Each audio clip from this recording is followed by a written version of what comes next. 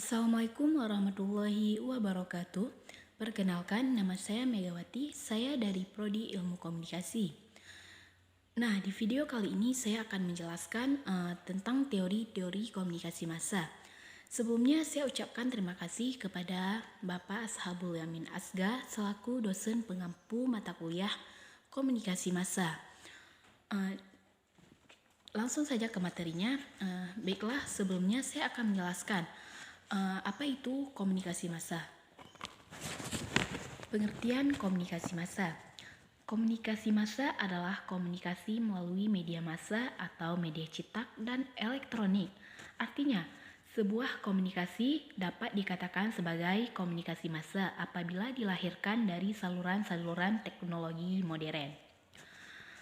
Baik, langsung saja ke teori-teori komunikasi massa. Nah, di sini saya akan menjelaskan salah satu teori komunikasi massa, yaitu teori kesenjangan pengetahuan.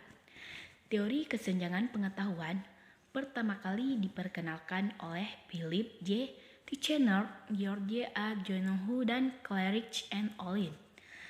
Pada teori ini menyatakan bahwa penyebaran informasi pada media massa zaman sekarang ini akan membuat masyarakat pada segmen tingkat status sosial ekonomi yang tinggi cenderung memperoleh informasi yang lebih cepat ketimbang masyarakat pada segmen sosial ekonomi yang lebih rendah. Oleh karena itu, kedepannya kesenjangan informasi atau pengetahuan ini cenderung semakin tinggi daripada menurun. Intinya apa? Intinya adalah seiring dengan semakin canggihnya teknologi sebagai media massa dan juga biaya yang semakin meningkat, tentunya media massa tersebut hanya dapat diakses oleh orang-orang yang memiliki sosial ekonomi tinggi saja. Akibatnya, kesenjangan atau gap antara masyarakat sosial ekonomi tinggi dan rendah juga akan semakin melebar. Dan juga masyarakat dengan sosial ekonomi yang tinggi akan mendapatkan keuntungan lebih karena mendapatkan informasi yang lebih cepat. Asumsi teori kesenjangan pengetahuan. Asumsinya yaitu ketika arus informasi dalam sebuah sistem sosial meningkat, mereka yang berpendidikan dan berstatus sosial lebih tinggi akan lebih cepat dan mudah menyerap informasi dibanding mereka yang kurang berpendidikan atau berstatus sosial ekonomi rendah. Guna membuktikan bahwa asumsinya tepat, ketiga tokoh ini membuktikan 5 alasan pentingnya, yaitu alasan yang pertama, ada perbedaan keterampilan komunikasi di antara mereka yang berstatus sosial ekonomi rendah dan tinggi. Kedua, perbedaan jumlah informasi yang disimpan atau latar belakang ilmu pengetahuan yang diperoleh sebelumnya. Ketiga, orang dengan status sosial ekonomi lebih tinggi mungkin memiliki banyak hubungan sosial yang relevan. 4.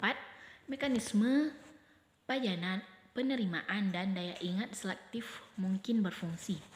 Kelima, sifat dari media massa itu sendiri, di mana mereka lebih disesuaikan dengan orang berstatus sosial ekonomi tinggi. Contoh kasus teori kesenjangan pengetahuan. Nah, dari sini saya mengangkat kasusnya, yaitu masih banyak sekolah-sekolah di daerah terpencil yang masih belum bisa mengakses teknologi seperti komputer dan internet. Berbeda dengan sekolah-sekolah yang berada di kota, mereka sudah terbiasa dengan hal-hal tersebut. Jadi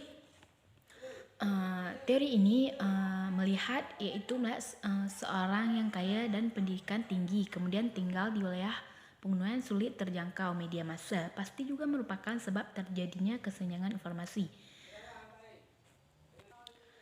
Kelemahan teori kesenjangan pengetahuan ini adalah hanya melihat tingkat kesenjangan informasi berkaitan dengan tingkat pendidikan dan ekonomi saja, tapi tidak melihat banyak faktor lain seperti biologis, geografis, agama, profesi, kelompok, dan lain-lain. Teori kesenjangan pengetahuan ini lebih menyudutkan masyarakat penerima informasi karena tingkat kesenjangan yang dilihat hanya sepihak, yaitu sisi penerima informasi, tapi tidak lihat dari sisi penyedia informasi seperti disebutkan di atas. Dari teori tersebut kita dapat menarik kesimpulan bahwa teori kesenjangan pengetahuan terbentuk oleh adanya arus informasi yang terus meningkat dari zaman ke zaman. Pada dasarnya teknologi komunikasi dan informasi yang ditemukan oleh manusia adalah bersifat netral. Hal ini berarti temuan-temuan itu bukanlah untuk orang-orang tertentu, akan tetapi untuk semua orang. Hal ini merupakan sesuatu yang positif bagi masyarakat, karena dengan hal itu memungkinkan mereka melakukan sesuatu yang tidak dapat mereka lakukan tanpa adanya informasi untuk mencapai kesejahteraan hidup. Baik, hanya ini yang dapat saya sampaikan. Sebelumnya saya ucapkan terima kasih. Wabillahi taufiq wal hidayah. Wassalamualaikum warahmatullahi wabarakatuh.